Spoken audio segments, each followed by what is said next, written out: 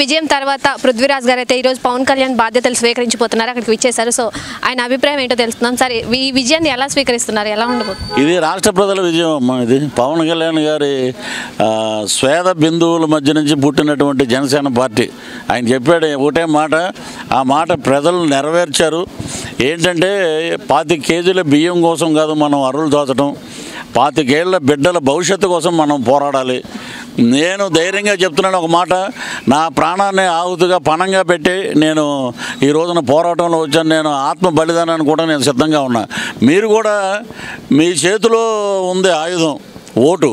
ఏదో ఆగురౌడీల కోసం మీరు భయపడిపోయి పారిపోయి చేస్తే జీవితం ఇలాగే ఉంటుంది.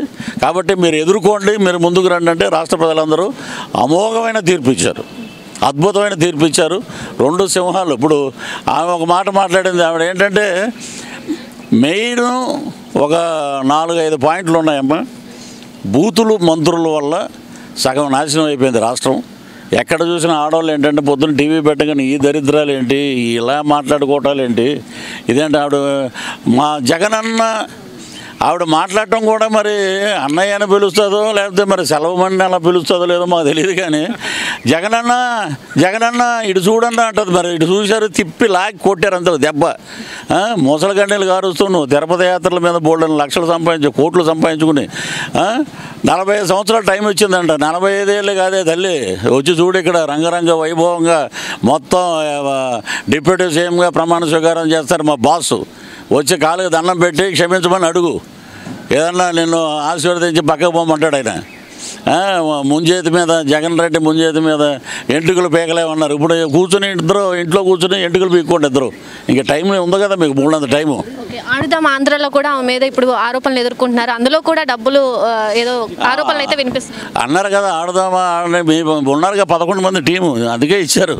ఆవిడ ఏ నోటితోటి అందో కానీ మంచి మాట అంది. ఆడుదామా ఆంధ్రాలో అంటే 11 మందిని ఇచ్చారు కదా, వీళ్ళు పెట్టి ఆడుకోమనండి. మేము కూడా జనసేన కూటమి నుంచి కూడా 11 మంది, మేము ఆల్రెడీ ప్లేయరు, మేము రంజీ ట్రోఫీ క్రికెట్ ప్లేయర్, నేను రమ్మానండి, మేము కూడా మా పార్టీ తరఫున మేము కూడా ఆడదాం రండి అని అంటాం మేము. సార్ ఆల్రెడీ ఎగ్జామ్ పెట్టేశారు, రిజల్ట్స్ వచ్చేసినాయి, మళ్ళీ ఎగ్జామ్ పెట్టమంటున్నారు. అంటే ట్యాంపరింగ్, ఈవీఎం ట్యాంపరింగ్ గురించి ఏం మాట్లాడతారు మీరు? అప్పుడు 151 వచ్చినప్పుడు మరి చంద్రబాబు గారు అడగాలి కదా.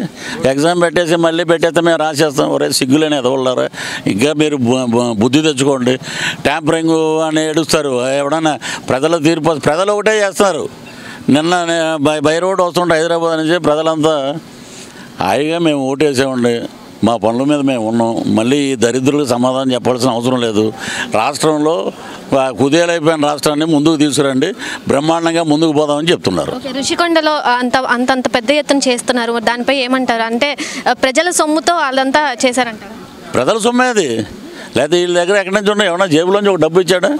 చనిపోయిన కౌలు రైతులు ప్రతి కౌలు రైతుకు 1 లక్ష ఇచ్చాడు ఆయన. ఈడేమి ఇచ్చాడు జేబులో డబ్బులు? ఎప్పుడో తీసే వాళ్ళ ఎమ్మెల్యేలు అన్నారు మొన్నటి వరకు, ఈయన బటన్లు నొక్కితే ఆ బటన్లో ఆయనకి పేరు వస్తుంది కానీ మాకేం పేరు వస్తుంది అన్నాడు. ప్రజలు నొక్కి చూపించారు ఈసారి. నేను ఫస్ట్ నుంచి చెప్తానే ఉన్నా, ఒక 1 ఇయర్ నుంచి 136, 21 పార్లమెంటు, 21 జనసేన అని ఒక పిచ్చోడిని చూసినట్టు చూశారు, తిరగబడింది, అయిపోయింది. Thank you. సో పృథ్వీరాజ్ రోజాపై అనేక వ్యాఖ్యలు చేశారు. అంటే మేము కూడా ఆడుతాం ఆంధ్రాలో, ఇప్పుడు 11 మిగిలారు, వాళ్ళు ఆడుకుంటున్నారు ఇప్పుడు అని చెప్పి ఆరోపించడం జరుగుతుంది. కెమెరామెన్ శివరామకృష్ణతో నాగశ్రీ, జై స్వరాజ్య టీవీ.